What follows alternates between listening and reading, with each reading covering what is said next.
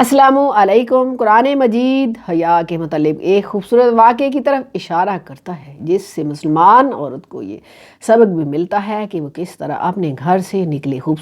حضرت موسیٰ علیہ السلام ایک عظیم پیغمبر تھے جو اللہ تعالیٰ سے براہ راست ہم کلام ہوئے۔ ایک مرتبہ سفر میں تھے، گرمی کا موسم تھا، پاؤں ننگے تھے، سفر کی تھکاوٹ اور پیدل چل چل کر پاؤں میں چھالے پڑ چکے تھے۔ ذرا آرام کے لیے ایک درخت کے سائے میں بیٹھ کے کیا دیکھتے ہیں کہ کچھ فاصلے پر ایک کنواں ہے۔ وہاں سے کچھ نوجوان اپنی بکریوں کو پانی پلا رہے ہیں اور ان سے کچھ فاصلے پر باحیا دو لڑکیاں کھڑی ہیں۔ جب آپ نے ان کو دیکھا تو حیرانگی کی انتہا نہ رہی کہ یہ دونوں لڑکیاں اس جنگل میں کیوں کھڑی ہیں اور کس کا انتظار کر رہی ہیں۔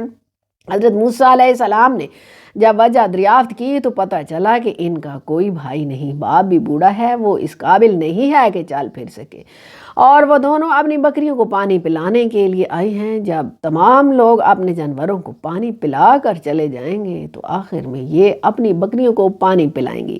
حضرت موسیٰ علیہ السلام ان کی بات سننے کے بعد آگے بڑھے اور خود پانی کنویں سے نکالا اور ان کی بکریوں کو پلا دیا۔ لڑکیاں جب خلاف معمول جلدی گھر پہنچی تو باپ نے جلدی آنے کی وجہ پوچھی تو وہ دونوں نے باپ کو پوری حقیقت سے آگاہ کیا۔ باپ خود بھی پیغمبر تھے، فرمایا کہ جاؤ اس نوجوان کو بلا کر لاؤ تاکہ ہم اس کو پورا بدلہ دیں۔ اب ایک لڑکی جو موسیٰ علیہ السلام کو بلانے آئی تو وہ کس طرح آئی، اس کا انداز کیا تھا۔ قرآن نے اس کے چلنے کا انداز جو کہ شرم و حیا سے لبریز تھا اس طرح بیان کیا ہے۔ ترجمہ: پھر آئی ان دونوں میں سے ایک شرم و حیا سے چلتی ہوئی، وہ کہنے لگی کہ میرا باپ آپ کو بلاتا ہے کیونکہ وہ بدلہ دے جو آپ نے ہمارے جانوروں کو پانی پلایا ہے۔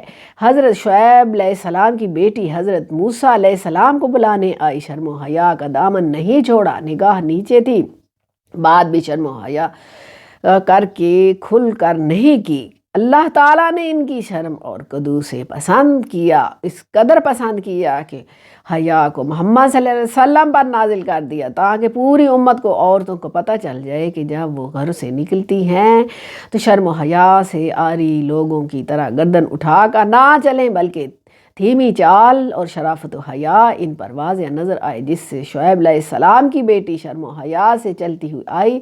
علمی اعتبار سے حیا 3 شعبے ہیں: اللہ تعالیٰ سے حیا، لوگوں سے حیا، اپنے نفس سے حیا۔ اللہ تعالیٰ سے حیا کا مطلب یہ ہے کہ احکام الہی کو نہ چھوڑیں، لوگوں سے حیا کے حقوق و لباد ادا کریں اور لوگوں کے سامنے جن باتوں کا اظہار کرنا برا ہے ان کا اظہار مت کریں، اور اپنے نصف سے حیا یہ ہے کہ نصف کو ہر برے اور قابل ذمت کام سے بچائیں۔ قرآن مجید کی روشنی میں یہ چند آیات اور حدیث کے مطالعے سے ہمیں پتہ چلتا ہے کہ اسلام نے شرم و حیا میں کتنا زور دیا ہے اور اس کی اتنی زیادہ اہمیت ہے کہ ایمان کا حصہ قرار دیا جاتا ہے۔ شرم و حیا ایمانی زیور ہے، لیکن آج کل کے دور میں شرم و حیا عفت و عظمت کا جنازہ نکل چکا ہے۔ آج حیا ایک عیب بن کر رہ گیا ہے۔ عشق و معشوقی کے کھیل رچائے جا رہے ہیں۔ مغربی تہذیب نے دنیا کو بے شرم اور بے حیا بنا دیا ہے۔ آج کل ہم اپنے معاشرے میں نظر دوڑائیں تو ہر طرف بے ہدہ تصویریں نظر آتی ہیں۔ مغربی میڈیا ہر طرف عورت کی تصویروں کو نمائش بنا کر پیش کر رہا ہے۔